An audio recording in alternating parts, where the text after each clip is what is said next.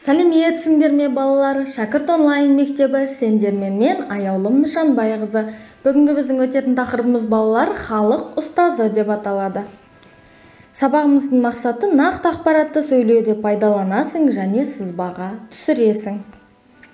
Берілген пікірді пайдаланып Ахмет Байтұрсынұлы туралы әңгімеле.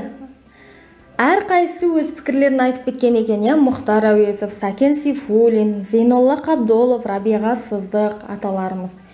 Олардың барлығын сөздерін оқимыз да Ахмет Байтұрсынұлы туралы әңгіме айтамыз. Ахмет Байтұрсынұлы халықтың рухани көсемі, ол ұлтын шын сүйетін. Біз бүгін ахаңның әдебиет танытқышын Аристотельдің поэтикасымен салыстырар едік. Мұның мәнісі екеуі де бірі грек әдебиетінің, екіншісі қазақ әдебиетінің әліпбилері. Қазақ әдебиетінің әліпбиінің авторы Ахмет Байтұрсынұлы қазақ тілінің тұңғыш әліппесі мен оқулықтарының авторы. Мәтінді түсініп оқы. Бала Ахмет.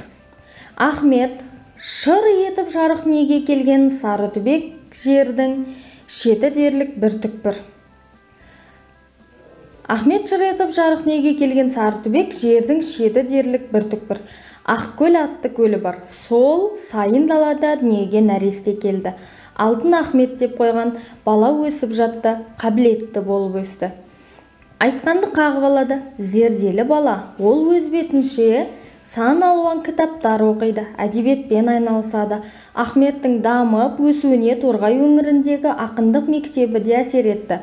Ол Жұмабай, Есенжол, Сейдахмет ақындардың жырларын тыңдап өсті. Домбыраны әрі ақын, әрі композитор Есенжол Жанұзақұлынан үйреніпті. Сейдахмет ақын бала Ахметті ерте ақтанып, елетпей көк өрімдей болғандығын танытқан таңғажайып алғырлығын, әдейі Ахметке өлең арнап, қолыма домбырамды алдым бүгін.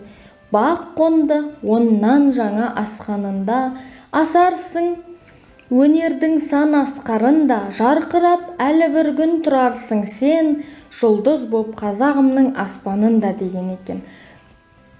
Дана ақын бала ақынның болашақта қазақ аспанында жұлдыз боп жанатынына сенген. Ахметтің ұстаздық жолға түсуіне Ыбырай Алтынсариннің әсері мол болды. Ол Ыбырай мектебінің үздік әрі жүйрік шәкірті атанды.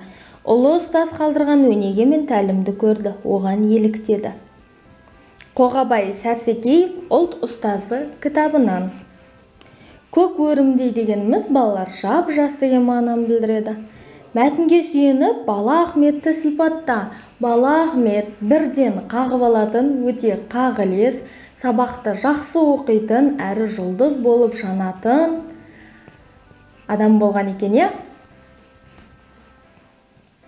Мәтінде Сейдахмет ақын Ахмет туралы не дейді? Оның ертең болашақта жұлдыз болатынына сенеді. Қалай ойлайсың? Ақын үміті ақталды ма? Әрине балалар, Ахмет Байтұрсынұлы қазіргі таңда нағыз жұлдызымыз, қазақ әліпбиінің негізін қалаушы. Топқа бөлініп сөйлеуге дайындалыңдар, жоғарыда келтірілген пікірлерді пайдалануды ұмытпаңдар. Ахмет Байтұрсынұлы ақын бір топ өлеңдерін айтады. Ахмет Байтұрсынұлы ұстаз бір топ еңбектерін айтады. Ахмет Байтұрсынұлы ғалым бір топ не зерттегенін айтады балалар.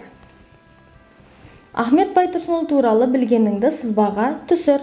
Білгеніміз сызбаға түсіреміз, Ахмет Байтұрсынұлы дейміз. Ақын және де ғалым, тағы да қағылез, қабілетті деп жазсақ болады.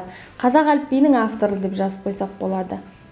Бұл сабақтан не үйрендім? Ахмет Байтұрсынұлы атамыз туралы мәлімет алдым. Ахмет Байтұрсынұлы атамыз барлық оған үміт артқан екен, ол үмітін ақтаған екен, балалар. Сонымен балалар, сабағымыз аяқталды. Сау, саламатта болыңдар.